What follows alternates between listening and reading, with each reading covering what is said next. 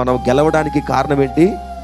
దేవుడు మన శత్రువులను మన చేతికి అప్పగించాడు కాబట్టే మనము దాని మీద గెలవగలిగాము. హల్లెలూయా.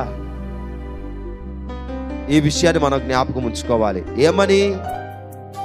మనము దేనిలోనైనా గెలిచాము అంటే, మనము దేనిలోనైనా విజయాన్ని పొందాము అంటే, దేని మీదైనా మనకు జయం వచ్చింది అంటే గనక అది దేవుడు మనకు దానిని అప్పగించాడు కాబట్టి. ఆమేన్. ఇది గొప్ప సంగతి. ఈరోజు భయపడుతున్నామా? ఈరోజు దిగులు పడుతున్నామా? భయపడవచ్చు. మన ఎదుట ఉన్న సమస్యలను చూసి భయపడవచ్చు. వాస్తవమే, మనం అందరం మనుషులు. భయం మనకు కాబట్టి ఎవరికి ఉండింది? అవునా కదా? మనుషులంగా మనకు భయం ఉంటుంది. వాస్తవమే.